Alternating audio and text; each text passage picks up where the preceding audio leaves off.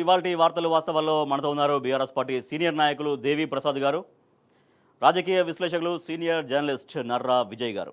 Good morning అండి, welcome to వార్తలు వాస్తవాలు. నిన్న ప్రధానమంత్రితోటి సీఎం భేటీ అయ్యారు. సీఎంతో పాటుగా భేటీలో మంత్రి శ్రీధర్ బాబు కూడా పాల్గొన్నారు. అయితే రాష్ట్రానికి సంబంధించినటువంటి అంశాలని ప్రధాని ముందు సీఎం రేవంత్ రెడ్డి ఉంచితే వాటి సంగతి చూద్దాం, కానీ ముందు రాష్ట్రం నుంచి రావాల్సినటువంటి అనేక అంశాలు కేంద్రానికి ఉన్నాయి. మరి వాటి సంగతి ఏంటి అంటూ ఏకంగా ఒక చిట్టానే ఆయన ముందు సీఎం రేవంత్ రెడ్డి ముందు ప్రధానమంత్రి ఉంచినటువంటి పరిస్థితి. సో రాజకీయ వర్గాల్లో విశ్లేషకులు ఒక విస్మయం వ్యక్తమవుతుంది. తొలిసారి అంటే ప్రధానమంత్రికి ముఖ్యమంత్రి సమావేశంలో ప్రధానమంత్రి నుంచి ముఖ్యమంత్రికి ఈ రకంగా ఒక చిట్టా రావడం అనేది తొలిసారిగా అందరూ విస్మయం వ్యక్తం చేసినటువంటి పరిస్థితి. రైట్, దేవిప్రసాద్ గారు, సీఎం పిఎంల భేటీ, అక్కడ జరిగినటువంటి డిస్కషన్స్ అవన్నీ కూడా ఎట్లా అనిపిస్తున్నాయి? గుడ్ మార్నింగ్ రాజేష్ గారు, వీక్షకులకు శుభోదయం. నిన్న అంటే ముఖ్యమంత్రి గారు అనేక విషయాల గురించి, రాష్ట్రానికి సంబంధించినటువంటి అనేక విషయాలను అడగాల్సినటువంటి సందర్భంలో మోదీని కలిసినటువంటి వార్తలు మనం చూస్తూ ఉన్నాం. కానీ మీరు అన్నట్టు మొదటిసారి ఏ ముఖ్యమంత్రి అయినా ప్రధానమంత్రిని కలిసినప్పుడు ఈ రాష్ట్రానికి సంబంధించినటువంటి ప్రజల ఆకాంక్షలు, చాలా కాలంగా పెండింగ్లో ఉన్నటువంటి సమస్యలు, తెలంగాణ అభివృద్ధి సంక్షేమానికి సంబంధించినటువంటి నిధులు, కేంద్ర ప్రభుత్వం అనుసరిస్తున్నటువంటి నాన్చివేత ధోరణి వల్ల మా రాష్ట్రం అభివృద్ధి వెనకబడిపోతుందని చెప్పేటువంటి మాటలు మాట్లాడతారని అందరం కూడా అనుకున్నాం. ఎందుకంటే ఒక్కరోజు ముందే కరీంనగర్ బహిరంగ సభలో భారీగా అనేక విషయాలు మాట్లాడినటువంటి విషయాలు మనం అందరం కూడా చూసాం. కానీ నిన్న మీటింగ్ చూస్తూ ఉంటే రివర్స్గా మోదీ గారే మొదటిసారి చరిత్రలో ఎప్పుడు కూడా ఈ ప్రధానమంత్రి కలిసినప్పుడు ఆ రాష్ట్రానికి సంబంధించిన వినతి పత్రం తీసుకుంటారు, చేస్తే చేస్తారు, చేయకుండా చేయరు. కానీ ఉల్టా అయిన ఏమనంటే చోటాబాయి బడాబాయి ఇద్దరు కలిసి మీరు నాకు సహకరించండి, మా కేంద్రానికి సంబంధించినటువంటి అనేక విషయాల్లో ఇప్పటి వరకు మీరు కొన్ని డబ్బులు ఇవ్వాలి, ఆ డబ్బులు మీ ఏది రాష్ట్రానికి సంబంధించినటువంటి వాటా చెల్లించండి అని అనేక డబ్బులు ఉల్టా అడిగినటువంటి సందర్భాన్ని మనం చూసాం. అట్లాగే మిగతా కేంద్ర ప్రభుత్వానికి సంబంధించినటువంటి స్కీముల విషయంలో కూడా వాటికి సంబంధించినటువంటి వివరాలు కూడా ఆయన అడిగి తెలుసుకున్నటువంటి నేపథ్యం. కాబట్టి ఇది చూస్తూ ఉంటే ఎట్లా ఉందంటే కేవలం ప్రధానమంత్రిని వేరే అంశాల్లో కలవడానికి పోయిందనేటువంటి ఒక భావన చాలా స్పష్టంగా కనబడతా ఉంది. ఎందుకంటే రాష్ట్రంలో కాంగ్రెస్ పార్టీలో జరుగుతున్నటువంటి అంతర్గతమైనటువంటి అనేక విభేదాలు, తెలంగాణ ప్రాంతంలో వస్తున్నటువంటి ప్రజల తీవ్రమైనటువంటి వ్యతిరేకత, వీటిని అన్నిటినీ తప్పించుకోవడానికి అవసరమైనటువంటి సహాయ మద్దతు పొందడానికి లోపాయికారి ఒప్పందాలు ఏమైనా చేసుకోవడానికి పోయిందా అనేటువంటి ఒక అనుమానం మాత్రం తెలంగాణ ప్రజల్లో చాలా స్పష్టంగా కనబడతా ఉంది. రేవంత్ రెడ్డి మోదీ కలయిక తెలంగాణ ప్రజలకు ఏమైనా మేలు చేసిందంటే మేలు చేయలేకపోగా ఇంకా తెలంగాణ అభివృద్ధిని సంక్షేమాన్ని దిగజార్చే విధంగా ఉంది తప్ప ఏ ఒక్క పథకం కూడా ఇవాళ విభజన అంశాల గురించి అంటే మీరు అంటే బడ్జెట్లో ఎటువంటి కేటాయింపులు జరగకపోయినా కూడా మళ్ళీ వినతి పత్రాలుగా అంతకంటే ముందే చాలా ఫైట్ చేయాల్సిన అవసరం ఉండే, ఏదైనా ఒకటి పెద్ద యాక్టివిటీ తీసుకోవాల్సిన అవసరం ఉండే. సీఎం రేవంత్ రెడ్డి ఆధ్వర్యంలో మన రాష్ట్రానికి ఏం జరగలేదు కాబట్టి ఈ రకంగా నిరసన తెలుపుతున్నాం అన్నటువంటి ఒక మార్గం అన్న ఎంచుకోవాల్సి ఉండే. కానీ అటువంటిది ఏమీ లేకుండా కేవలం సమావేశాలు, వినతి పత్రాలతోటే సరిపెడుతున్నటువంటి పరిస్థితి అనే విమర్శ. రాజేష్ గారు, బడ్జెట్లో మనం మొన్న కేంద్ర బడ్జెట్కు సంబంధించినటువంటి చూస్తే 8 మంది ఎంపీలు బీజేపీ, 8 మంది కాంగ్రెస్ ఎంపీలు ఇచ్చినప్పటికీ కూడా కేంద్ర ప్రభుత్వం పూర్తిగా తెలంగాణ పట్ల వివక్ష చూపిందనేటువంటిది అన్ని రాజకీయ పార్టీలను కూడా మాట్లాడుకున్నాం. ఇచ్చింది గాడిద గుడ్డని రేవంత్ రెడ్డి గారే చెప్పారు. నిన్న కనీసము ప్రధానమంత్రి దగ్గరికి పోయినప్పుడు బడ్జెట్లో మాకు అన్యాయం జరిగింది, ఒక్క కోటి రూపాయలు ఎక్కువ ఇచ్చారు. ఉదాహరణకి రైల్వే బడ్జెట్ తీసుకుంటే గత బడ్జెట్ కంటే మన తెలంగాణకు వచ్చిందేమో 1 కోటి ఎక్కువ, 299 కోట్లేమో ఆంధ్రప్రదేశ్కి ఇచ్చినటువంటి మనం స్టాటిస్టిక్స్ చూసినాం. కాబట్టి ఇటువంటి సందర్భంలో మాకు చాలా తక్కువ వచ్చింది, మీరు కేటాయింపు లేవనేటువంటి విషయం మాట్లాడలేదు. మొత్తము జనగణన కావాలని పెద్ద ఎత్తున రాహుల్ గాంధీ గారు పార్లమెంట్ వేదికగా బయట మాట్లాడుతూ ఉన్నారు, మీరు జనగణన చేయండి అనేటువంటి విషయంలో మాట్లాడలేదు. ఇవాళ సౌత్ ఏదైతే దక్షిణాది రాష్ట్రాలకి దీనివల్ల ఏదైతే జనాభా ప్రాతిపదికన పార్లమెంటు సీట్లు కూడా ఇటువంటి అనేక జటిలమైనటువంటి అంశాలు ఉన్నప్పటికీ కూడా ఏ అంశాలను పక్కకు పెట్టి కేవలం ఇద్దరు ఫోటోలు చూస్తేనే తెలుస్తుంది, కనీసం నిరసన లేదు, కనీసం తెలంగాణ ప్రజలకు సంబంధించినటువంటి అంశాల పట్ల లేదు. బయటనేమో వీరోచితంగా మేము మోదీతో కొట్లాడుతున్నాం, మోదీతో ఫైట్ చేస్తున్నాం, మీరు చెప్పండి చెయ్యండి అని పెద్ద ఎత్తున మాట్లాడుతూ ఉన్నారు. కానీ నిన్న ప్రధానమంత్రిని కలిసినటువంటి సందర్భంలో కనీసం తెలంగాణ ప్రజలకు సంబంధించినటువంటి ఏ ఒక్క అంశాన్ని కూడా ముందు పెట్టకపోవడం అనేటువంటిది రెండు పార్టీలు తెలంగాణ పట్ల అనుసరిస్తున్నటువంటి ఒక వివక్ష అనేటువంటి విషయం చాలా స్పష్టం. రైట్ విజయ్ గారు, తెలంగాణ రాష్ట్రానికి కేంద్రం నుంచి బడ్జెట్లో ఏమాత్రం రాకపోయినా కూడా చాలా తీవ్రంగా నిరసన వ్యక్తం చేయాల్సిన అవసరం ఉండే ఏదైనా పెద్ద ప్రోగ్రామ్ తీసుకొని ఇక్కడ ఉన్నటువంటి ఆ ఎఫెక్ట్ అనేది కేంద్రానికి తెలిసే విధంగా, ప్రధానమంత్రి మోడీకి తెలిసే విధంగా జరగాలి. అటువంటి జరిగిందా అంటే జరగలేదు. తర్వాత సరే ప్రధానమంత్రితో భేటీ అయినా కూడా ఏదో తూతు మంత్రంగా ఆ సమావేశం జరిగింది తప్పించి రాష్ట్రానికి ఎటువంటి ప్రయోజనం ఉండే అవకాశం లేదు అనడం, తర్వాత ఏకంగా ప్రధానమంత్రి రివర్స్లో ఒక నోటు ఇవ్వడం, ఈ అంశాల సంగతి ఏంటి అనే దానిపైన.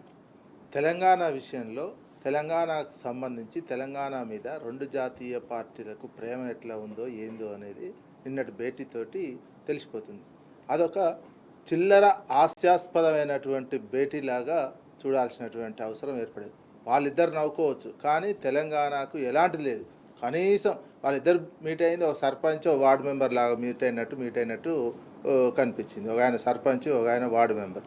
ఇంత అంటే ఒక ప్రధానమంత్రి దగ్గర పోయి సరే ముఖ్యమంత్రి ఇవన్నీ అడిగితే ఆయన రివర్సు ఇవ్వటము అంటే అసలు తెలంగాణ విషయంలో ఏ మాత్రం పట్టింపు లేదు. కేంద్ర ప్రాయోజిత కార్యక్రమాలకు ఇవ్వాల్సిన గుజరాత్ ముఖ్యమంత్రిని ఇట్నే అడుగుతావా? గుజరాత్కి అట్నే ఇచ్చినవా? గుజరాత్కి ఏ రకంగా చేసినావు? వాళ్ళు పరిపాలిస్తున్న రాష్ట్రాలలో ఏ రకంగా చూసినావు? ముబ్బడిగా నిధులు ఇచ్చేసినటువంటి వ్యక్తి ఎలాంటి కండిషన్స్ పెట్టకుండా నీకు ఇక్కడ 8 ఎంపీ సీట్లు ఇస్తే నోరు మూసుకొని ఉన్నటువంటి సిచ్యువేషన్. వీళ్ళేంది కాంగ్రెస్ పార్టీకి సంబంధించిన ముఖ్యమంత్రి పోయి అడిగిన తర్వాత బయటకు వచ్చి ఏ రకమైనటువంటి మాటలు మాట్లాడాలి? చిట్ చాట్ చేసి చిల్లరాంశాలు మాట్లాడుతున్నటువంటిది. కేంద్రం ఏ రకంగా వివక్షత చూపిస్తుందనే విషయం మీద ముఖ్యమంత్రి మాట్లాడలేనటువంటి సిచ్యువేషన్. అంటే రెండు జాతీయ పార్టీలు ఆడ కలిసి ఒక ప్రధానమంత్రి ఒక ముఖ్యమంత్రి కలిసి వాళ్ళు తెలంగాణకు సంబంధించిన ఒక్క సమస్య ఇప్పటికి 36 సార్లు పోయినటువంటి ముఖ్యమంత్రి గారు ఒక్క సమస్య కూడా పరిష్కరించలేకపోయినటువంటి. సో ఇక్కడ ఇంకొక ఇంట్రెస్టింగ్గా ఉంది విజయ్ గారు, గతంలో మొత్తానికి ఇప్పుడు 3 సార్లు కలిశారు ముఖ్యమంత్రి రేవంత్ రెడ్డి ప్రధానమంత్రిని. ఆ 3 సార్లలో 2 సార్లు ముఖ్యమంత్రి వెంట డిప్యూటీ సీఎం బట్టి విక్రమార్క ఉన్నారు. సో నిన్నటి సమావేశంలో మంత్రి శ్రీధర్ బాబు ఉన్నారు. సో అంటే మనం చూస్తున్నాం ఇక్కడ రేవంత్ను నమ్మని ఏఐసిసి మోడీని కలిసిన ప్రతిసారి తోడుగా ఓ నేత అవుతున్నారంటే ఏఐసిసి పూర్తిగా నమ్మట్లేదు రేవంత్ రెడ్డిని అనేటువంటి చర్చ, ఆ వాదన మరింతగా బలంగా కనిపిస్తుందా, బలం అవుతుందా? అది వాస్తవమే కనిపిస్తుంది. నమ్మట్లేరు ప్రధానమంత్రి. ఇంకొకటి, రాహుల్ గాంధీతో ఈ మధ్య 7-8 నెలల నుంచి కలిసినటువంటి ఒక్క ఫోటో బయటికి రాలి. ప్రధానమంత్రిని కలిసిన ప్రధానమంత్రి అపాయింట్మెంట్ వస్తుంది, కానీ ముఖ్యమంత్రికి కాంగ్రెస్ పార్టీ ముఖ్యమంత్రికి సంబంధించినటువంటి రాహుల్ గాంధీ అపాయింట్మెంట్ మాత్రం రావట్లేదు. అపాయింట్మెంట్ మొన్న ఒకసారి వచ్చిందన్నారు కానీ ఇంతవరకు ఫోటో విడుదల చేయలే. అదే ప్రధానమంత్రితో కలిసినటువంటిది.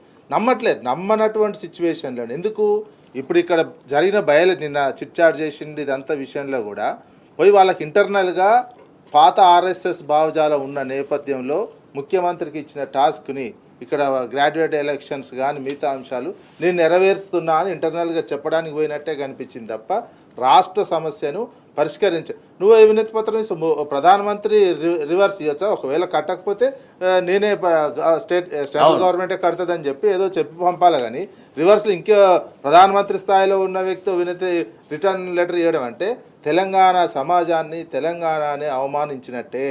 ఈ రకమైనటువంటి అవమానం 2 జాతీయ 8 ఎంపీ సీట్లు పెట్టుకొని తెలంగాణ సమాజాన్ని తెలంగాణ మనసులను తెలంగాణ 10 సంవత్సరాల తెలంగాణను చంపేసే కుట్రనే వాళ్ళు చేస్తున్నారు. తెలంగాణ సమాజం ఇప్పటికైనా అర్థం చేసుకోవాలి. పక్కకున్న చంద్రబాబు నాయుడు 16 ఎంపీలతో ఏ రకంగా శాసిస్తుండు, మనం శాసించలేని స్థాయికి ఏ రకంగా దిగజారినాం అనేది. రైట్. ఇవాళ ఎమ్మెల్సీ ఎన్నికల నేపథ్యంలో ఒకరోజు ముందే సీఎం పీఎంల అర్జెంటు భేటీ పైన అనుమానాలు కూడా వ్యక్తమవుతున్నాయి. మరోపక్క తన పాలన బేషిగా ఉంది అంటూ, నా పాలన అద్భుతంగా ఉంది అంటూ తనకు తానుగా ముఖ్యమంత్రి రేవంత్ రెడ్డి కితాబును ఇచ్చుకుంటున్నటువంటి పరిస్థితి. పాలన అద్భుతం, మంత్రులు బాగా పనిచేస్తున్నారు అంటూ ముఖ్యమంత్రి రేవంత్ రెడ్డి తన పాలనకు తానే సర్టిఫికేట్ ఇచ్చుకుంటున్నటువంటి పరిస్థితి. సో దీని పట్ల సర్వత్రా ఆశ్చర్యం, విమర్శలు కూడా వ్యక్తమవుతున్నాయి.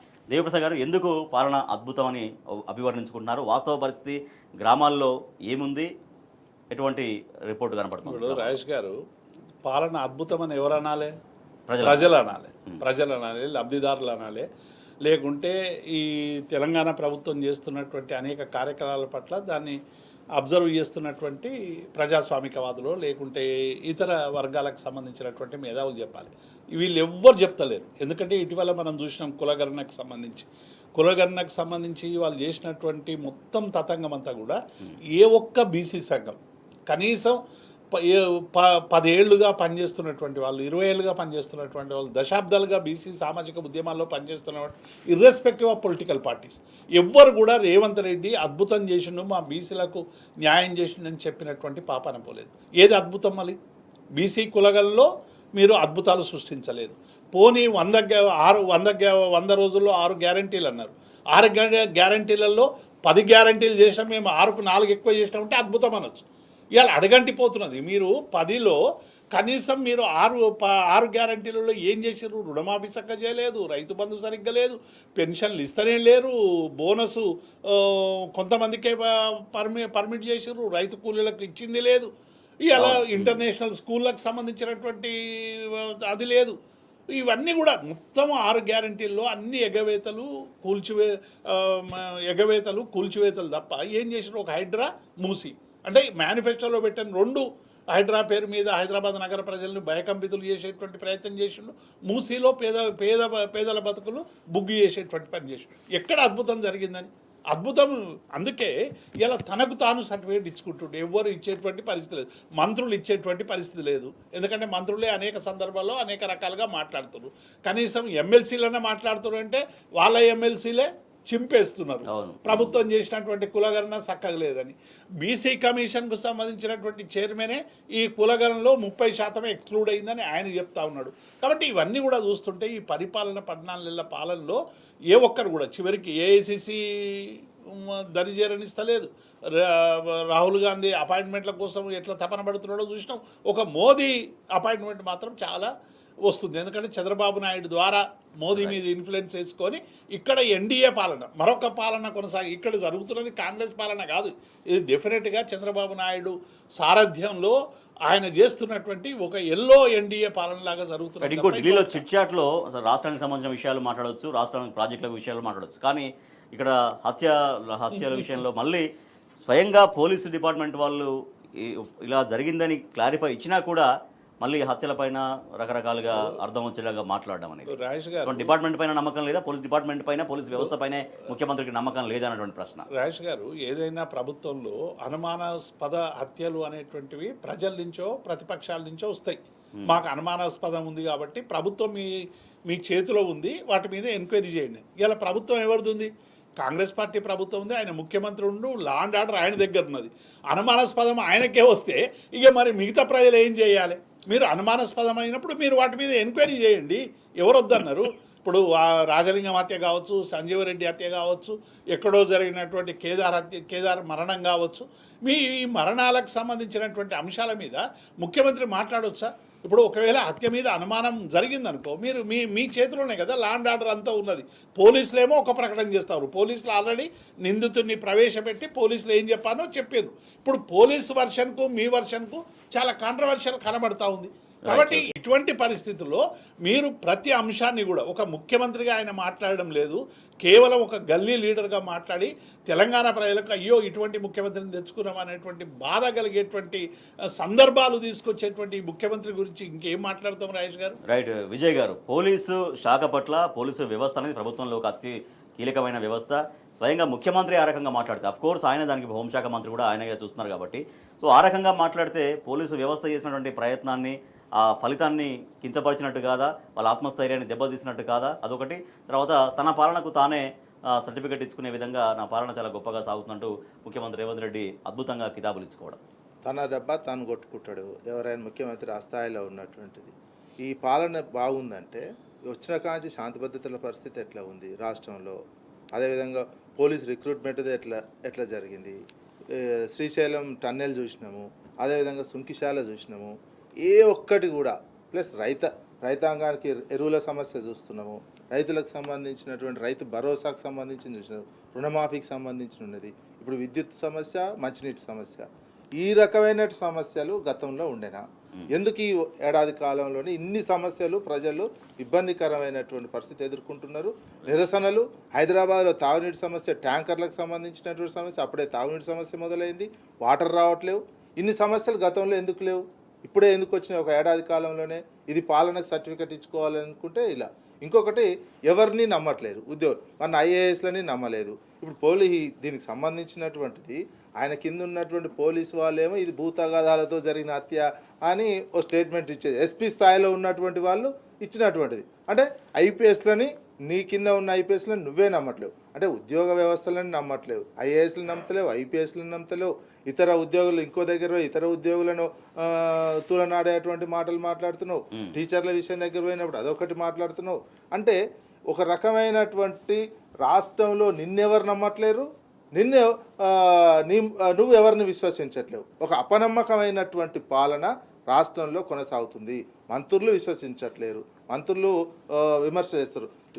క్రమశిక్షణ సంఘంగా ఉన్నటువంటి చిన్నారెడ్డే మీ పార్టీకి సంబంధించినటువంటి ఎలాంటి విమర్శలు చేశారో, ఎమ్మెల్యేలు ఏ రకంగా చేస్తున్నారో కళ్ళారా చూసినటువంటి వాళ్ళం. అంటే మీ పట్ల మీరు ఏంటంటే వాళ్ళ పార్టీలో కూడా ఈయనకు అవకాశం వచ్చింది, ముఖ్యమంత్రిగా ఆయన సంపాదించుకొని బయటపడే ప్లాన్ తోటే ఉన్నాడు. కాంగ్రెస్ పార్టీ ఎటుపోతే ఏందనేది పార్టీలో ఉన్నటువంటి అభిప్రాయం. ప్రజల్లో ఏమైనా అభిప్రాయం ఉంది? ఇది ఏడాదికే మొత్తం మూసే రాష్ట్రాన్ని దివాలా తీయించినటువంటిది. ఎకనామిక్ స్టేటస్కి సంబంధించినటువంటి అర్ధగణాంక శాఖ ఇచ్చినటువంటి, సొంతంగా ప్రణాళిక శాఖ ఇచ్చినటువంటి రిపోర్ట్ను కూడా తప్పుపట్టినటువంటిది. మళ్ళీ సరిచేసి తీసుకురామని మళ్ళీ ఆర్డర్ ఇస్తుంటివి ఉన్నటువంటి. అంటే ఎవరిని నమ్మకుండా, నువ్వెవరిని నమ్మకుండా, నిన్నెవరు నమ్మకుండా అటువంటి పాలన సాగిస్తూ నా పాలన బేసిక్ ఉందంటే, నేను సీఎంఓ వరకు మీ 3-4 వరకు బాగుంటే రాష్ట్రం అంతా బాగుందనో, లేకపోతే పాలన బేస్ అనుకుంటే ఆయనకు అయ్యే పనులు రోజు జరిగే పనులు, కార్లు తిరగడానికి, ఆ పెట్రోల్ డీజిల్కి ఇవన్నీ ధనాదాన అయిపోతాయి కాబట్టి ముఖ్యమంత్రిగా ఉన్నాయి, ఇక పాలన బాగుంది అనుకుంటున్నటువంటి, తన డబ్బా తాను కొట్టుకుంటున్నట్టు విధంగానే ఉంది తప్ప రాష్ట్ర ప్రజలకు, రాష్ట్ర ఆర్థిక వ్యవస్థ ఆగమైపోయినటువంటిది, కొనుగోలు శక్తి పడిపోయింది. ఈ రకమైనటువంటి పాలన చేసుకుంటూ పాలన బాగుందని సొంత డబ్బా.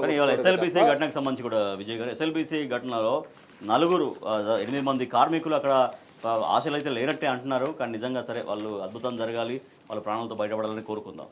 సో దీని పట్ల ఇవాళ ఒక కాంగ్రెస్ ప్రభుత్వం తప్పించుకునే ధోరణిలో మాట్లాడడం, గత బీఆర్ఎస్ ప్రభుత్వం పైనే నెపం వేయడం, అప్పుడు బీఆర్ఎస్ ప్రభుత్వం హయాంలో సరిగ్గా పనులు జరగలేదు కాబట్టి ఆ ఎఫెక్ట్ ఇప్పుడు పడింది అనేది గత ప్రభుత్వాన్ని బదనం చేసే నిన్న చిట్చాట్లో చేయడం కూడా ముఖ్యమంత్రి గారు అట్లా అనడము, ఇది 10 సంవత్సరాల కాలంలో 8 కిలోమీటర్ల దగ్గర సాక్షాత్ కనిపిస్తూనే ఉన్నటువంటిది పనులు జరు. మీరు ఇప్పుడు పనులు స్టార్ట్ చేయగానే తెలియక అది ఎట్లా మొదలు పెట్టాలో తెలియక అడ్డగోలుగా మేము చేసేదాన్ని మొదలు పెట్టేసరికి కూలినటువంటి సిచ్యువేషన్ కనిపిస్తుంది. ఒక పద్ధతి ప్రకారం దానికి సైంటిఫిక్గా చేయలేదా, అలాంటి విచారణ చేస్తే తెలుస్తుంది. మరి దీని మీద ఎందుకు జ్యుడిషియల్ విచారణ ఇస్తలేరు? దీని మీద ఎన్డీఎస్సీ ఎందుకు వస్తలేదు?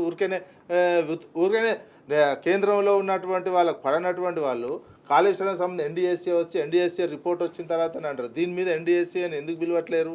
అంటే అడగోలుగా మాట్లాడడం కోసము ఇష్యూని డైవర్ట్ చేయడం. ఢిల్లీకి పోయి ప్రధానమంత్రిని కలిసి ప్రధానమంత్రితోటి ఏమన్నాము, ఏంటి మన డిమాండ్లు ఏంటి అనేది అఫీషియల్గా ప్రెస్ కాన్ఫరెన్స్ పెట్టి బహిరంగంగా చేయకపోతే ఇట్లా అంటాడా ప్రైమ్ మినిస్టర్ అనేది మాట్లాడాలి. బయటకు వచ్చి చిట్ చార్జ్ ప్రెస్ కాన్ఫరెన్స్ పెట్టే అటువంటి ధైర్యం కూడా లేదా? ప్రధానమంత్రిని కలిసిన తర్వాత చిట్ చార్జ్ చేసి చిట్ చాట్లో ఏ అంశాలు మాట్లాడుతారండి? మర్డర్ కేసులకు సంబంధించినటువంటి అంశాలు, ఇటువంటి అంశాలు మాట్లాడతారా? అది కూడా మీ పోలీసులు తేల్చినటువంటిది. ఇంకా ఏంటంటే ఇష్యూస్ని డైవర్ట్ చేయడానికి ప్రజల నుంచి ఒక పూట, ఎందుకంటే ప్రధానమంత్రిని కలిసినటువంటిది ఏం సవాల్, ఇప్పుడు 36 సార్లు పోయినా ఏం రాలేదని ఎక్కడ విమర్శలు వస్తాయో, రాష్ట్రం అధ్వానంగా అయిపోతుందని ఎక్కడ విమర్శలు వస్తాయని చెప్పి ఇష్యూని డైవర్ట్ చేసేటువంటి వ్యూహమే కదా తప్ప ఒక ముఖ్యమంత్రి స్థాయిలో ఏ రకంగా రాష్ట్రంలో ఉన్నటువంటి ఇంతవరకు అక్కడికి పోలే ముఖ్యమంత్రి గారు, ఆ టన్నెల్ దగ్గర పోయి పరిశీలించలేనటువంటి అంశం.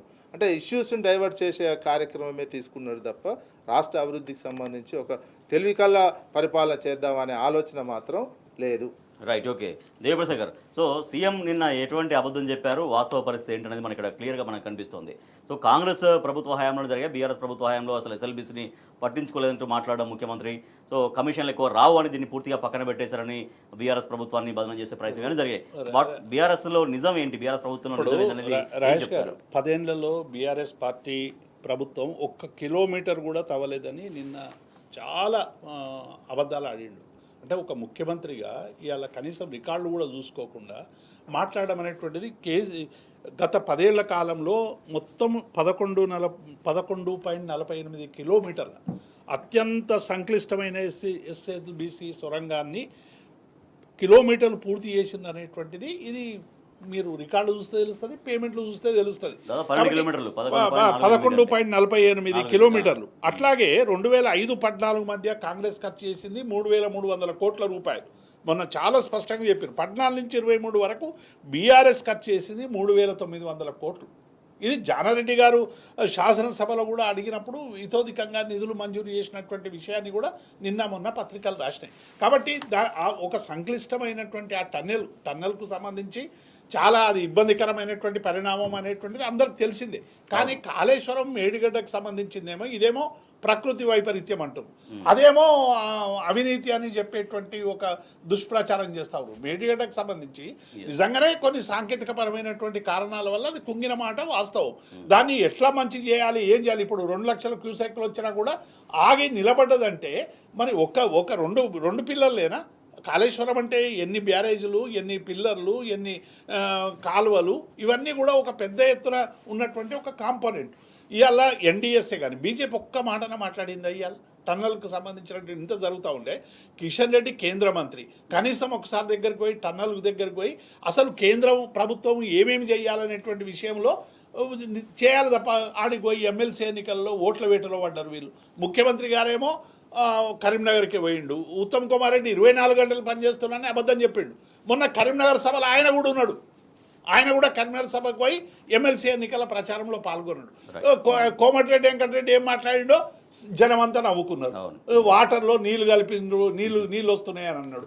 ఇట్లా రకరకాలుగా కూడా ఎట్లయిపోయినంటే ఒక హాస్యాస్పదమైనటువంటి విషయాలు మాట్లాడుతున్నారు తప్ప 8 మంది ప్రాణాలను కాపాడాలనేటువంటి సీరియస్నెస్ ఇలా లోపించింది. వాళ్ళు ప్రయత్నాలు చేస్తున్నారు, పోతున్నారు, ఎక్కడైనా ఒక్కొక్కసారి సాధ్యం కాదు.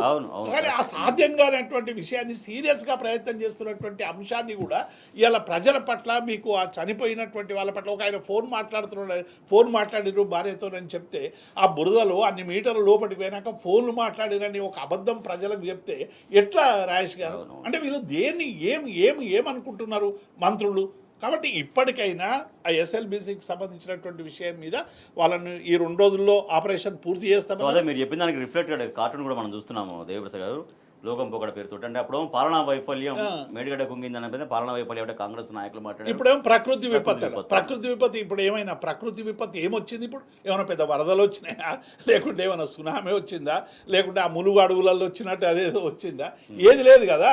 ఇక్కడ పనిచేస్తున్నటువంటి క్రమంలో కొన్ని సాంకేతిక పరమైనటువంటి అంశాలు వస్తాయి. మీరు సాంకేతిక పరమైనటువంటి అంశాల వల్ల సీపేజ్ వల్ల ఎక్కువ వాటర్ రావడం వల్ల అది కూలిపోయింది, రకరకాల టీబీఎం మిషన్ల ఇబ్బంది, ఇవన్నీ కూడా అందరికి తెలిసినాయి. మీరు ఆ విషయాలు మాట్లాడకుండా అదేమో అవినీతి వల్ల జరుగుతుందట, ఇదేమో ప్రకృతి విపత్తు వల్ల జరుగుతుందట. ప్రకృతి విపత్తు ఏంది? కాంగ్రెసే ప్రకృతి విపత్తు. ఇంకా అన్నకు తప్ప ఏం లేదు. కాంగ్రెస్ పాలనే ప్రకృతి విపత్తు. కాంగ్రెస్ చేసే ప్రతి విధ్వంసానికి ప్రకృతి విపత్తు అని పేరు పెట్టి తప్పించుకునే ప్రయత్నం చేస్తున్నారు తప్ప ఇంకొకటి లేదు. రైట్ విజయ్ గారు, ప్రకృతి విపత్తు అంటే భూకంపం కూడా రాలే అనుకున్నట్టు ఏది లేదు. ఇక్కడ పని చేసేది ఏంటంటే ఉన్నటువంటి ప్రధానమైనటువంటి సమస్య అక్కడ సీపేజీ, బురద, ఇవన్నీ అవి ఒక టెక్నికల్గా సాంకేతికంగా నెమ్మదిగా ఎందుకు లేట్ అవుతుంది ఇన్నాళ్ళు కూడా అదే సమస్య. ఎప్పుడైనా నిరంతరం వాటర్ అందులో వస్తుంటుంది, బురద ఉంటుంది. దాన్ని ఎప్పటికప్పుడు అన్ని సర్వేలు, జియోలాజికల్ సర్వే చేస్తుండాలి.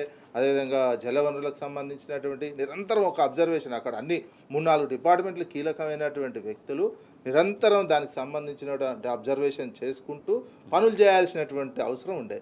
అట్లాంటి ఏది చేయకుండా ఊరికేనే మిషన్ అని పోయి బేరింగ్ల కానీ కొలంబస్కు పోయినటువంటి వ్యక్తి కోమటిరెడ్డి వెంకరెడ్డి కొలంబస్ పోయి వస్తుంది మిషన్ ఇంకా అని అడావుడిగా పనులు స్టార్ట్ చేసేసరికి ఇవన్నీ ఇన్ని రోజులు లేట్ అయింది. అందుకు కదా అక్కడ సమస్యలు ఉన్నటువంటి దానికోసము దాన్ని తీయకుండా మేము చేసేస్తాం అనే దాన్ని స్టార్ట్ చేసేసరికి ఈ రకమైనటువంటి టీబీఎం మిషన్. ఇప్పుడు ఆ మిషన్ ఎట్లా తీయాలి, మిషన్ వెళ్తుంది అసలు శాశ్వతంగా. ఇంత కుట్ర ఉందంటే నీళ్లు కృష్ణా వాటర్కి సంబంధించినటువంటి వాటర్ కూడా మొత్తం నిరంతరం ఇక ఆంధ్రప్రదేశ్కే పోవాలి అనేటువంటి కుట్ర కూడా ఇందులో ఉందేమో. అందుకే విచారణ చేస్తే తెలుస్తుంది, విచారణ చేయాలి. ఎందుకంటే శాశ్వతంగా ఇది దాదాపు ఈ టన్నెల్ మూతపడే అవకాశమే కనిపిస్తున్నది. వీళ్ళ ఇంటెన్షన్ చూస్తుంటే ఆ మిషనే మళ్ళీ ఇప్పుడు ఆ మిషన్ పనిచేస్తుందా లేదా తెలియదు, ఆ మిషన్ బయటికి తీయలేనటువంటి అంశం, కొత్త మిషన్ తీసుకురావాలన్నా మళ్ళీ తెలియదు. ఇదేంటంటే ఇది కూలడం ఒక ఎత్తు, మనుషుల ప్రాణాలు అత్యంత విలువైనటువంటి పోవడం, కానీ తర్వాత ఈ పని జరుగుతుందా లేదా అనుమానం మాత్రం ఉన్నది. ఈ టన్నెల్ని శాశ్వత మూత వేసేటువంటి కుట్ర జరుగుతుంది. ఇందులో ఎవరెవరు ఉన్నారు, ఆంధ్రప్రదేశ్ ఏమైనా ఉందా, దీనికి సంబంధించినటువంటి విచారణ చేసి ఇవన్నీ బయటపడితే భవిష్యత్తులో పని జరుగుతుందా లేదా అని కూడా తేలుతుంది. ఇది నల్గొండ జిల్లా ప్రజలు కూడా గమనించుకోవాల్సినటువంటి అవసరం ఉంది. రైట్. ఇక మేడిగడ్డ విషయంలో, మేడిగడ్డలో 2 పిల్లర్లు కొంచెం కుంగుబాటుకు గురవుతే మొత్తం కాళేశ్వరం ప్రాజెక్టే కూలిపోయిందంటూ విష ప్రచారం చేస్తున్నాడు కాంగ్రెస్ నేతలంటూ. కానీ ఇవాళ ఒక 8 మంది ప్రాణాలు గాల్లో ఉన్నటువంటి పరిస్థితి. సో ఇప్పుడు అటువంటి ప్రాణాలని బలిపెట్టే విధంగా కాంగ్రెస్ ప్రభుత్వం ముమ్మాటికి నిర్లక్ష్యపూరితంగా వ్యవహరించింది కాబట్టి ఇటువంటి ప్రమాదం జరిగింది అంటూ బీఆర్ఎస్ పార్టీ తీవ్రంగా విమర్శిస్తుంది. నాడు మేడిగడ్డ విషయంలో విమర్శించినటువంటి కాంగ్రెస్ నాయకులు ఇవాళ ఎందుకు నోళ్లు మూసుకుపోయాయి అంటూ ప్రశ్నిస్తున్నారు బీఆర్ఎస్ నాయకులు. రైట్. ఇక మాకు నచ్చినట్టు మార్చండి, కాంగ్రెస్కు అనుకూలంగా కొత్త అట్లాస్ రూపొందించండి అంటూ సీఎంఓ నుంచి అధికారులకు ఆదేశాలు వెళ్ళాయట. ఎందుకంటే ఇటీవల బట్టి విక్రమార్క స్వయంగా రాష్ట్ర ఉప ముఖ్యమంత్రి బట్టి విక్రమార్క రిలీజ్ చేసినటువంటి రాష్ట్ర ఆర్థిక గణాంక నివేదికలో పొందుపరచబడ్డ అంశాలు గత బీఆర్ఎస్ ప్రభుత్వ విజయాలకు చిహ్నాలుగా తార్కాణాలుగా ఉన్నాయి కాబట్టి మార్చండి అంటూ అధికారులకు ఆదేశాలు వెళ్ళినట్టుగా ఈ వార్త మనం చూస్తున్నాం. దేవిప్రసాద్ గారు, ఇప్పుడు రాజేష్ గారు ఏ లెక్కలైనా ఏవి చేసినా ఇటీవల వెలువడుతున్నటువంటి అనేక నివేదికలు, అది ఆర్బీఐ నివేదిక కావచ్చు, లేకుంటే మొన్న పారిశ్రామిక ప్రగతి మీద ఎంటర్‌ప్రెన్యూర్స్ రిలీజ్ చేసినటువంటి నివేదిక కావచ్చు, బట్టి విక్రమార్క గారు రిలీజ్ చేసినటువంటి రాష్ట్ర ఆర్థిక గణాంకాలకు సంబంధించిన ఇవి ఏవి చూసినా కేసీఆర్ గారి పరిపాలనలో జరిగినటువంటి తెలంగాణ అభివృద్ధిని చాలా స్పష్టంగా చూపిస్తున్నాయి. ఎందుకంటే అది వాస్తవం, జరిగిన సత్యం. కాబట్టి ఆ నివేదికలను చూసినప్పుడల్లా కూడా ఈ రాష్ట్ర ప్రభుత్వంలో కంపరమెత్తా ఉన్నది. అయ్యో మళ్ళీ కేసీఆర్కు సంబంధించినటువంటి అభివృద్ధి కనబడుతున్నది తప్ప కాంగ్రెస్ సంబంధించినటువంటి ఏ ఒక్కటి కూడా కనబడడం లేదనేటువంటి ఒక భావన ఇవాళ మొదలై వాటిని డిలీట్ చేసారు. బట్టి విక్రమార్క గారు రిలీజ్ చేసింది వెబ్సైట్ నుంచి డిలీట్ చేసినటువంటి సందర్భాన్ని చూసాం. ఇప్పుడు అధికారులకు ఏం చెప్తా ఉన్నారంటే, అధికారులకు సంబంధించి ఇవాళ వాళ్ళు స్పష్టంగా ఏం చెప్తున్నారు, లెక్కలు మాకు అనుకూలంగా మార్చండి. ఎట్లా మారుస్తారు? హైడ్రాను కూలగొట్టిన బిల్డింగులు కట్టినట్టు చూపిస్తారా? లేకుంటే ఇవాళ రుణమాఫీ చేయకుండా రుణమాఫీ చేసినామని చూపిస్తారా? రైతు బంధు ఇవ్వకుండా రైతు బంధు ఇచ్చినట్టు చూపిస్తారా? ఏం చూపిస్తారు? అంటే జరిగిన అంశాలు చూపించాలి కదా రాజేష్ గారు. ఏదైనా ఆర్థిక గణాంకాలు నీ ఈ 14 ఏళ్ల పాలనలో ఏం జరిగింది? ఓన్ రెవెన్యూ రిసీట్స్ తగ్గినాయి నువ్వే చెప్పుకుంటున్నావు, ఆర్థిక ప్రగతి మందగిచ్చిందని చెప్పుకుంటున్నావు. సరే ఇవాళ నిన్న ఢిల్లీ చిట్చాట్లో కూడా 21,500 కోట్ల రూపాయలు ఖర్చు అవుతున్నాయి, నాకు వస్తున్నాయి 18,000 కోట్లే, 45,500 కోట్లు లోటు ఉన్నదని చెప్తా ఉన్నావు.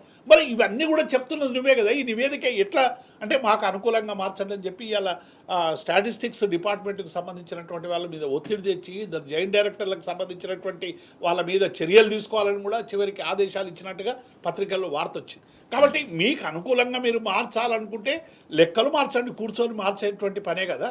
కాబట్టి ఇది పూర్తిగా ఎట్లా అయిపోయిందంటే ఏమీ చెయ్యం చేసినట్టు బయట కనబడాలి. ఎట్లా సాధ్యమవుతుంది? కాబట్టి ఇలా ఆ ఒత్తిడి ఇవాళ అధికారుల మీద తీసుకొచ్చి అన్ని రంగాల్లో కూడా ఇదే పద్ధతి వాళ్ళు పాటిస్తూ ఉన్నారు. అంటే బయట మాత్రం క్షేత్రస్థాయిలో ప్రభుత్వానికి వ్యతిరేకత వస్తూ ఉంది. అంటే పరిపాలనలో ఎవరున్నా కూడా ఖచ్చితంగా పరిపాలన కాలంలో ఏం జరిగినాయనేది చెప్పడం అనేది చెప్పాల్సినటువంటి విషయం. కానీ ఇవాళ మార్చినంత మాత్రాన, లేకపోతే దాన్ని కప్పిపెట్టినంత మాత్రాన, కనపడకుండా చేసినంత మాత్రాన ఏం జరుగుతుంది అనుకుంటున్నారు అనేది ఒక ప్రశ్న. ఇప్పుడు రాజేష్ గారు, తెలంగాణ 2014 ముందు విద్యుత్లో ఎట్లా ఉందో మనం అందరం చూసినాం. కేసీఆర్ పరిపాలన వచ్చిన తర్వాత విద్యుత్ రంగం ఎంత ప్రగతి సాధించిందో, చీకటి నుంచి తెలంగాణను ఎంత వెలుగులోకి తెచ్చిందో దాచేస్తే దాగని సత్యం. ఇవాళ మీరు ఇవాళ దాన్ని సరైనటువంటి రీతిలో మెయింటెనెన్స్ చేయలేక చీకట్లు సృష్టిస్తున్నారు. ఇక ఆర్థిక నివేదిక ఎట్లా పోతుంది? గత 10 ఏళ్లలో విద్యుత్ కాంతులు విరజిల్లాయి తెలంగాణలో. కాంగ్రెస్ పార్టీ వచ్చినాక రోజు కరెంటు పోతుందనే చరిత్ర ఉంటుంది తప్ప ఆ చరిత్రను నువ్వు మలిపేయలేవు కదా. 60 లక్షల టన్నుల నుంచి ఇవాళ 3 కోట్ల లక్షల టన్నుల ధాన్యం ఉత్పత్తి అయింది కదా. ఈ ఉత్పత్తి ఎట్లా జరిగింది అనేటువంటిది ఎవరైనా చెప్తారు కదా. నువ్వు రోడ్లకు సంబంధించి కావచ్చు, పారిశ్రామిక ప్రగతికి సంబంధించి కావచ్చు, లేకుంటే జీవన ప్రమాణాలు కావచ్చు, ఇవన్నీ కూడా ఏ రంగాల్లో ఎట్లా పెరిగింది అనేటువంటిది లెక్కలు చెప్తాయి. నువ్వు తుడిచేస్తే ఇది బ్లాక్ బోర్డ్ మీద రాసి డస్టర్తో తుడిపేస్తే తుడిచేటువంటిది కాదు Right, కేసీఆర్ okay. పరిపాలన. 10 ఏళ్లలో నిరంతర శ్రమ పెట్టి ప్రతి రంగం మీద దృష్టి పెట్టి అనేక రంగాలను అభివృద్ధి చేయడానికి ఆయన పడ్డ తపన అనేటువంటిది రిజల్ట్లో కనబడ్డది. మనకు విద్యుత్లో కనబడ్డది, లేకుంటే సంక్షేమంలో కనబడ్డది, అభివృద్ధిలో కనబడ్డది, ఐటీలో కనబడ్డది, కాకతీయ మిషన్ లాంటి అద్భుతమైనటువంటి ప్రక్రియలో కనబడ్డది. కేసీఆర్ ఇప్పుడు కరెంటు పోగానే కేసీఆర్ జ్ఞాపకం వస్తాడు, కాలువల నీళ్ళు లేకుంటే కేసీఆర్ యాదకొస్తున్నాడు, షాదీ ముబారక్లో చెక్ ఇవ్వకుంటే కేసీఆర్ యాదకొస్తున్నాడు. మీరు కేసీఆర్ను తుడిపేయడం అంటే కేసీఆర్ కంటే మెరుగైనటువంటి పాలన అందిస్తే కేసీఆర్ను కనీసం అయ్యో కేసీఆర్ కంటే మంచి చేస్తుండే అనుకుంటారు. కానీ రోజు కేసీఆర్ను గుర్తు తెచ్చుకునేటటువంటి పాలన కాంగ్రెస్ పాలన కొనసాగుతుంది. రైట్ విజయ్ గారు, గతం లేకుండా వర్తమానం లేదు.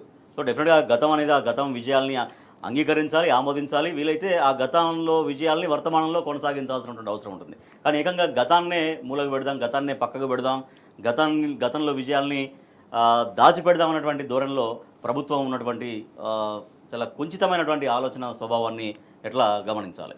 అందుకే గతం వచ్చిన ఏడాది కాలంలో ఈ 14 ఏడాదిన్నర కావస్తున్నటువంటి దాంట్లో నిరంతరం గత పాలన మీద విమర్శలు చేశారు. కానీ అఫీషియల్గా ఏంది, ఉన్న డిపార్ట్మెంట్లు గణాంక శాఖలు ఇస్తున్నటువంటి లెక్కలు, వాళ్ళ గణాంక శాఖ అంటే ఊరికేనే ఉండదు, దానికి ఇంత స్టాఫు, దానికి ప్రోటోకాలు, దానికి లెక్కలు, ఒక గత ఇన్ని సంవత్సరాల కాలంలో ఏది ఎట్లా తీసుకోవాలి అనేది వాళ్ళు ఎవ్రీ ఇయర్ ఇచ్చేటువంటి బుక్ అది విడుదల చేస్తుంటారు. ఆర్థిక శాఖ, ప్రణాళిక శాఖ ఆధ్వర్యంలో ఉన్నటువంటిది విడుదల చేస్తుంటుంది. దాన్ని కాదని వాళ్ళు ఉన్నటువంటివే చేసుకుంటూ వస్తున్నటువంటిది. దాని మీద ఏమైంది, అభివృద్ధి ఏ రకంగా జరిగింది తెలంగాణ వచ్చిన తర్వాత గత కొన్ని సంవత్సరాల కాలంలో ఉన్నటువంటి నివేదిక. సరే, ప్లస్ ఈ నివేదికలోని అంశాలు ఎట్లా ఉపయోగపడతాయంటే ఓన్లీ ఒక అకాడమిక్గా కాకుండా పోటీ పరీక్షలు అయ్యే విద్యార్థులంతా దీని మీదనే ఆధారపడతారు. పోటీ పరీక్షలు ప్రిపేర్ అయ్యే విద్యార్థులు ఈ గణాంకకు సంబంధించినటువంటి క్వశ్చన్ వేస్తే ఇందులో ఉన్నటువంటి లెక్కలు ఆన్సర్ ఇస్తేనే అది కరెక్ట్ అవుతుంది.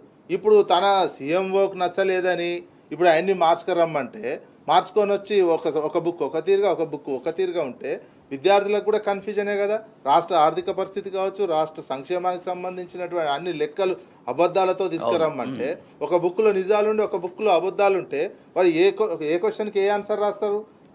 అదొకటే కాదు, ప్లస్ దేశంలో ఒక అభివృద్ధికరమైనటువంటిది, వేగంగా వెళ్తున్నటువంటిది, దేశ యావరేజ్ కంటే అభివృద్ధి రేట్ ఎక్కువగా ఉన్నటువంటి దేశ యావరేజ్ కంటే తెలంగాణ యావరేజ్ ఎక్కువగా ఉన్నటువంటిది, దేశానికి డబ్బులు ఇస్తున్నటువంటి రాష్ట్రంగా ఒకటి కాదు. పార్లమెంట్లో చెప్పారు, నీతి ఆయోగ్ చెప్పింది, కేంద్ర ఆర్థిక శాఖ చెప్తున్నది, ఆర్బీఐ చెప్తున్నటువంటిది, అదే మన రాష్ట్ర శాఖకు సంబంధించిన ప్రణాళిక శాఖ, గణాంక శాఖ కూడా అవే ఇచ్చినటువంటి నివేదికను.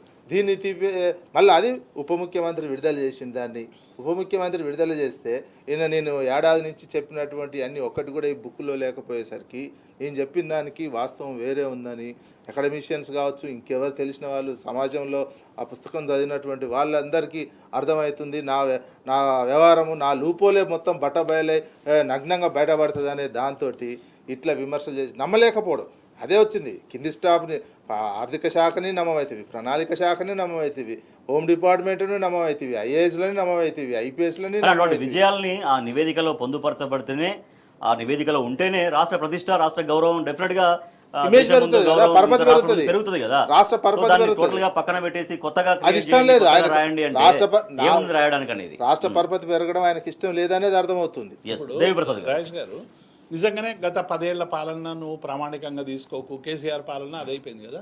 మరి నువ్వు తలసరి ఆదాయం పాతది లెక్క పెట్టుకో, కొత్తది పెట్టుకొని ఎఫ్ఆర్బిఎం దగ్గరికి ఎందుకు లోన్ 1,47,7,000 కోట్లు తెచ్చుకున్నవి ఇవ్వాలి. ఇప్పుడు తలసరి ఆదాయమైనా లేకుంటే తలసరి విద్యుత్ వినియోగమైనా ఈ రెండు చాలా కీలకం. అది రాష్ట్ర ఆర్థిక ప్రగతిని సూచించేటువంటి సూచిక. ఈ రెండిట్లో కూడా మీరు 2014కు సంబంధించిన ప్రామాణికమే తీసుకొని ముందుకోండి. ఈ ఎందుకు తీసుకుంటారు 3 లక్షల కోట్లకు సంబంధించి? అంటే ఇక్కడ ఎట్లా జరుగుతుంది, జరుగుతున్న అభివృద్ధి మాకు ఉపయోగపడాలి కానీ ప్రజలకు చెప్పొద్దు. అంటే అది మాకు ఉపయోగపడాలి, మేము అప్పులు తీసుకురావడానికి కావాలి, బయట చెప్పుకోవడానికి కావాలి. మన పారిశ్రామికంగా చెప్పి నూతన టీఎస్ ఐపాస్ వల్ల ఎన్ని వచ్చినాయి, దేశవ్యాప్తంగా ఉన్నటువంటి పరిశ్రమల కంటే కూడా హైదరాబాద్ నగరానికి ఎన్ని వచ్చినాయి అనేటువంటి అంశంలో ఒక నివేదిక వస్తే మా తెలంగాణ ఇంత మంచిది, ఇన్ని వచ్చినాయని చెప్పి మీరు అక్కడ పెట్టుకొని కొత్త ఎంఓయూలు చేసుకున్నారు కదా. మరి ఈ 10 ఏళ్ల పాలన తీసుకో, 2014లో అన్ని వలసపోయినటువంటి తెలంగాణ, నీళ్లు లేని తెలంగాణ, శాంతి భద్రతలు లేని తెలంగాణ, వట్టిపోయిన తెలంగాణ అని చెప్పి మళ్ళీ ఇలా బ్రాండ్ ఇమేజ్ను పెంచదలుచుకున్నారా? డెఫినెట్గా తెలంగాణ బ్రాండ్ ఇమేజ్ కేసీఆర్ పరిపాలనలో పెరిగింది. ఈ 10 ఏళ్లలో కేసీఆర్ గారు నిరంతరం ప్రజల మౌలిక అవసరాలను గుర్తించి, అన్ని వర్గాల అవసరాలను గుర్తించి సరైనటువంటి ప్లానింగ్ ద్వారా ఇవాళ నీరు దగ్గర నుంచి అన్ని విషయాల్లో కూడా ఒక అద్భుతమైనటువంటి ప్రగతి సాధించడం వల్లే ఇవాళ తెలంగాణ దేశంలో నంబర్ 1గా ఉంది అనేటువంటి విషయం అందరికీ తెలిసిందే. మీరు కావాలంటే అవన్నీ పక్కకు పెట్టి దాని మీద తీసుకోండి. ఇవాళ అసలు ఇప్పుడు ఒకవేళ మీరు 2014 దగ్గర కేసీఆర్ పరిపాలనకు సంబంధించినటువంటి అంశాలు తీసుకోకుంటే మీకు ఎవడు బిచ్చం కూడా వేయడు. రైట్. ఎందుకంటే తెలంగాణ అద్భుతంగా ఈ 10 ఏళ్లలో అంత ఆర్థిక ప్రగతి సాధించింది. సో విజయాలను చేతనైతే ఆ విజయాలను కొనసాగించాలి. ఇప్పుడు అదే ఫలితాలను మీరైతే reflect అయ్యే విధంగా మేము 10 పరిపాలన చేసినాం, సాగాలి. రైట్. దమ్ముంటే 11 చేయి, లేకుంటే కనీసం 10ని కాపాడు. ఆ 10ని కాపాడే శక్తి లేక నువ్వు అసలే కేసీఆర్ పట్ల మాట్లాడితే ప్రజలు ఊరుకోరు. ఆ ఫిరాయింపు ఎమ్మెల్యేల పైన వేటు కత్తి వాళ్ళ మెడలో వేలాడుతున్నట్టుగా చాలా స్పష్టంగా తెలుస్తుంది. వాళ్ళలో భయం నెలకొంది. వాళ్ళు ఏకంగా లేదు నేను కాంగ్రెస్లో చేరలేదు, నేను బీఆర్ఎస్ ఎమ్మెల్యేనే కొనసాగుతున్నాను అంటూ ఏకంగా గద్వాల ఎమ్మెల్యే బండ్ల కృష్ణమోహన్ రెడ్డి పోలీసులకి కంప్లైంట్ చేశారు. నన్ను కాంగ్రెస్ వాళ్ళు వాడుకుంటున్నారు వాళ్ళ ఫ్లెక్సీలోనే. దేవిప్రసాద్ గారు, నిజంగా బండ్ల కృష్ణమోహన్ రెడ్డి కాంగ్రెస్లో జాయిన్ కాలేదంట మరి? ఇప్పుడు రాజేష్ గారు వీళ్ళు ప్రవర్తిస్తున్నటువంటి తీరు చూస్తే కనీసం చిన్నపిల్లలు కూడా ఎట్లా స్పందిస్తారో తెలియకుండా ఇలా కృష్ణమోహన్ కావచ్చు, మిగతా ఎవరైనా ఫిరాయించినటువంటి అనేక మంది కాంగ్రెస్ నాయకులు వ్యవహరిస్తున్నటువంటి తీరు, పోతారు, కండవాలు వేయించుకుంటారు, తర్వాత కాంగ్రెస్ పార్టీకి సంబంధించిన సమావేశాలకు హాజరవుతున్నారు, ముఖ్యమంత్రులతో అంటగాగుతున్నారు, అక్కడ ఉన్నటువంటి టీఆర్ఎస్ పార్టీకి సంబంధించినటువంటి క్యాడర్ను తొక్కేటువంటి ప్రయత్నం చేస్తూ ఉన్నారు, అరెస్టులు చేయించే ప్రయత్నం చేస్తూ ఉన్నారు. చాలా నగ్నంగా వాళ్ళు మనకు చాలా స్పష్టంగా రేవంత్ రెడ్డి సమక్షంలో కండవా కప్పుకొని చేరినటువంటి ఫోటో మనం అందరం కూడా చూసినాం. అనేక సందర్భాల్లో నేను కాంగ్రెస్లో ఎందుకు చేరుతున్నానని వాళ్ళు ప్రకటించారు కూడా. ఇప్పుడు ఏమైపోయిందంటే మన సుప్రీంకోర్టుకు పోయిన తర్వాత ఎట్టి పరిస్థితిలో కూడా ఈ డిఫెక్షన్కు సంబంధించినటువంటి ఒక మంచి నిర్ణయం రాబోతున్నది అనేటువంటి ఒక భావన సర్వత్రా ఇలా నెలకొని ఉన్నది. ఉప ఎన్నికలు ఎదుర్కొంటే మేము గెలవం, ఎందుకంటే కాంగ్రెస్ పార్టీకి ప్రజల పట్ల వస్తున్నటువంటి వ్యతిరేకత అందరినీ భయకంపితులు చేస్తుంది. ఇక రోజులు గడిస్తే చాలన్నట్టే పద్ధతిలో ఉంది. కాబట్టి ఇటువంటి స్థితిలో మళ్ళీ ఎన్నికలు ఎదుర్కోలేము. కేసీఆర్ గారి పార్టీ డెఫినెట్గా ఎవరు బీఫామ్ ఇస్తే వాళ్ళు గెలిచేటువంటి అవకాశం ఇలా క్షేత్రస్థాయిలో ఉంది. కారణం ఏంటంటే కాంగ్రెస్ పట్ల వస్తున్నటువంటి ప్రజా వ్యతిరేకత. ఏ సమస్యల్ని వాళ్ళు పరిష్కరిస్తలేరు, ఏ ఒక్క అంశాన్ని కూడా ప్రజలకు సంతృప్తికరమైనటువంటి సమాధానాలు ఇచ్చేటువంటి స్థితిలో లేనటువంటి నేపథ్యంలో ఇక మాకు దీనికి ఏమైందంటే రేపు ఏదైనా కారణం వస్తే మేము ఎఫ్ఐఆర్ నమోదు కావాలి, ఆ ఎఫ్ఐఆర్ ద్వారా నేను ఇందులో నుంచి తప్పించుకోవాలి, వేటు పడకుండా తప్పించుకోవాలని చెప్పి ఒక నాటకం ఆడుతున్నారు తప్ప ఇంకొకటి కాదు. నిజంగానే మీరు అందులోనే కాంగ్రెస్లో లేకుంటే మళ్ళీ బీఆర్ఎస్ సంబంధించిన ఏ కార్యక్రమాల్లో మీరు పాల్గొయ్యాలి? ఎస్ఎల్బీసీలో హరీష్ రావు గారు ఇంట వండి, మళ్ళీ హరీష్ రావు గారు ఇలా ఎస్ఎల్బీసీకి సంబంధించిన సందర్శన చేస్తున్నాడు, మీరు వండి ఇవ్వాలి వాడు హరీష్ రావు గారు ఇంట వండి.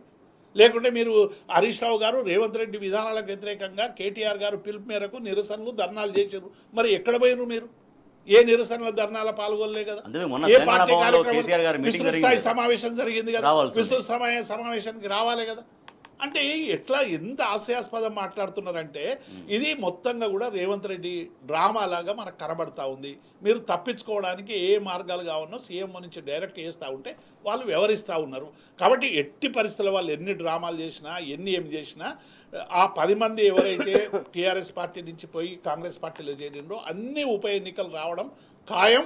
అందులో వీళ్ళను ప్రజలు శిక్షించడం కూడా ఖాయం. రైట్. విజయ్ గారు, సో రాజకీయ చేరికలు అనేవి చాలా సర్వసాధారణంగా జరగడం వేరే విషయం, కానీ ఈ రకంగా జాయిన్ అయిపోయి ఇప్పుడు మళ్ళీ 4 గరుచుకొని అరే మేము తప్పు చేసామా, ప్రజల నుంచి తీవ్రంగా వ్యతిరేకత ఉంది కాబట్టి మళ్ళీ కొత్త పాట పాడుకుందామా, లేదు నేను బీఆర్ఎస్ ఎమ్మెల్యేనే కాంగ్రెస్ వాళ్ళు నన్ను వాడుకుంటున్నారు అనేది. సో చాలా స్వయంగా సీఎం రేవంత్ రెడ్డి చేతుల మీదుగా కండువ కప్పుకున్నారు, చాలా హ్యాపీగా నవ్వుకుంటూ ఆయన కండువ కప్పించుకున్నటువంటి ఫోటో. మరి దీనికి ఏం సమాధానం చెప్తారనేది ఆడ క్లియర్గా ఏమర్థమవుతుందంటే ఎవరైతే పార్టీ ఫిరాయించారో వాళ్లకు భయం అనేది ఒకటి ఉన్నది.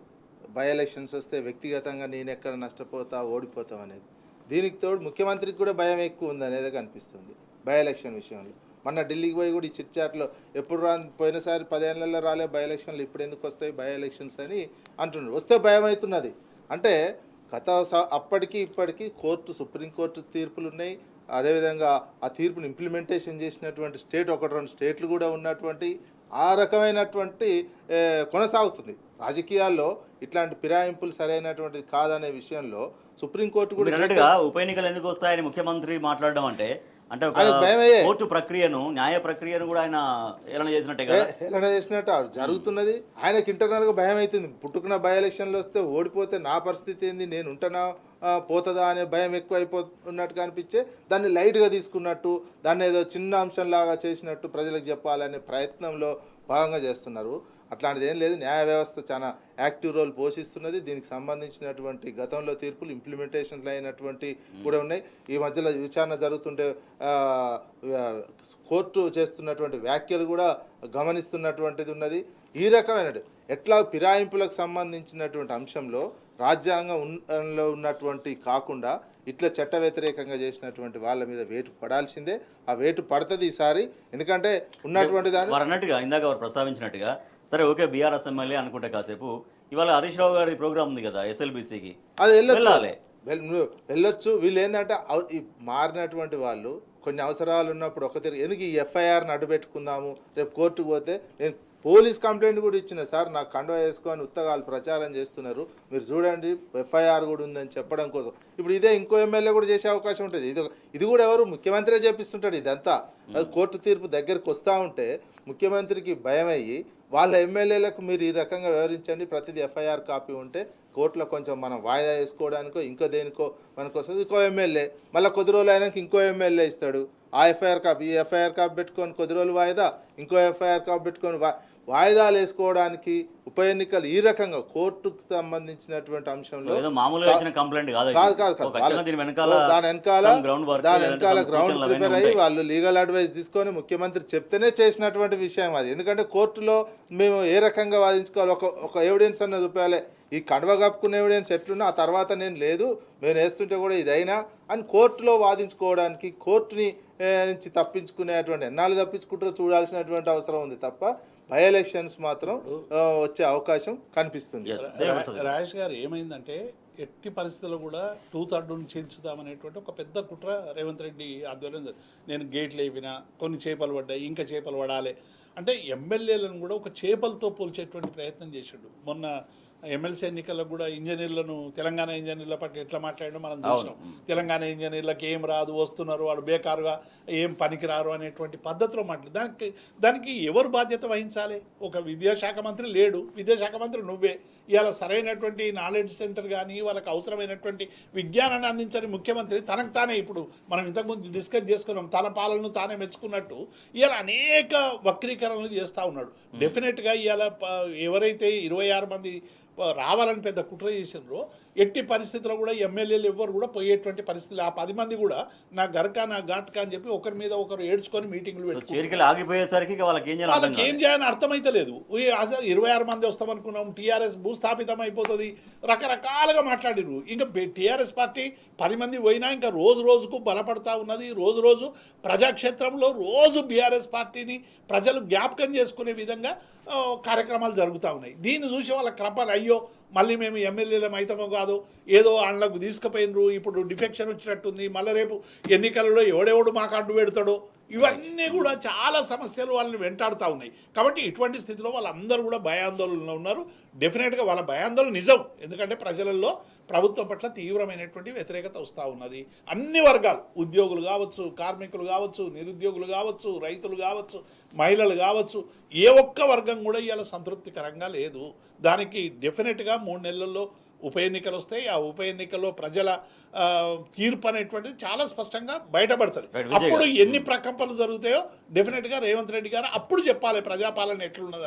మీరు అన్నట్టుగా ఈ ఒక్క ఎమ్మెల్యేకే ఈ పరిణామం కాదు, ఇంకా మిగిలిన వాళ్ళు కూడా దాదాపుగా ఇదే కారణాలు వెతుక్కుని ఏదో బీఆర్ఎస్ ఎమ్మెల్యేని అనేది ఒక ప్రూఫ్ క్లైమ్ చేసుకోవడం కోసం చేసే ప్రయత్నం అయి ఉంటుంది. టెక్నికల్గా నేను బీఆర్ఎస్ఏ, నేను కాంగ్రెస్లో చేరలేదు, కండువా కప్పినటువంటి ఆ కండువా దేవుని కండువా అని కూడా అన్నారు కదా, కండువా కొంతమంది అదే హాస్యాస్పద రాజ్యాంగాన్ని వాళ్ళు ఉన్నటువంటి పదవిని కాపాడుకోవడానికి అది దేవుని కాండువా అంటారు, ఇంకో రకం కోర్టుకు చెప్పుకోవడానికి. అంటే నిజంగా మీరు అన్నట్టుగా చాలా ఇష్టంగా చేరారు, చాలా మనస్ఫూర్తిగా చేరినా ఎస్ మీ కాంగ్రెస్ లో చెప్పుకోవాలి, భయం ఏంటి రాజేష్ గారు? సరే బై ఎలక్షన్స్ వస్తే రానివ్వండి ఏమైతుందో చూద్దాం అనేది ఓపెన్ ఫస్ట్ లో చెప్పుకున్నారు, ఫస్ట్ లో గొప్పగా చెప్పుకున్నారు, విమర్శలు చేశారు. ఇక రాను రాను రాను రాను ప్రజల పరిపాలన అర్థమవుతుంది, ప్రజల మూడు అర్థమవుతున్నటువంటి సిచ్యువేషన్లో మళ్ళీ బ్యాక్ వెళ్దామని ఒక ఆలోచన చేసినట్టు కనిపించింది. ఆ బ్యాక్ వస్తుంటే మళ్ళీ ఏమన్నా బ్రేక్ పడిందా వాళ్ళది ఏదైతే తెలియదు. ఇప్పుడు కోర్టులో చాలా సీరియస్గా జరుగుతుంది. దేశవ్యాప్తంగా కూడా ఇట్లాంటి ప్రజాస్వామ్యం కూని అయ్యేటువంటి దశకు పోతున్నటువంటి సందర్భంలో కోర్టులు, న్యాయ వ్యవస్థ, అదేవిధంగా రాజ్యాంగ నిపుణులు, అదేవిధంగా ఒక నైతిక విలువలు ఉన్నటువంటి రాజకీయ నాయకులు వీళ్ళందరూ కూడా ఇది భారతదేశానికి మంచిది కాదు, ఇట్లాంటిది ఏమన్నా ఒక దగ్గర బ్రేక్ పడాలి అనే ఆలోచన పెరిగినటువంటిది ఈ మధ్యకాలం. ఎందుకంటే మోడీ చేసినటువంటి ప్రభుత్వాలనే కూల్చేస్తున్నటువంటి దేశంలో కనిపిస్తుంటే ఇక ప్రజాస్వామ్యం ఏం కావాలని ఇక బుద్ధిజీవులుగా ఆలోచిస్తున్న వాళ్ళంతా ఓ రకమైనటువంటి ఏమన్నా ఒక దగ్గర దీనికి ఫుల్ స్టాప్ పడాలి, ఇట్లాంటి బై ఎలక్షన్స్ రావడం, వాళ్ళు ఓడిపోతే ప్రజల నుంచి వస్తున్నటువంటి చైతన్యం. అందుకే ఈ భయంతో, ఈ భయం వాళ్ళకి వ్యక్తిగత ఎమ్మెల్యే పదవి ఒక భయం, ముఖ్యంగా ముఖ్యమంత్రికి భయం ఎక్కువ ఉంది. అరే నేను తీసుకున్నా, నేను కండువా కప్పిన, బై ఎలక్షన్స్ వస్తే ఓడిపోతే నా పరిస్థితి ఏంది.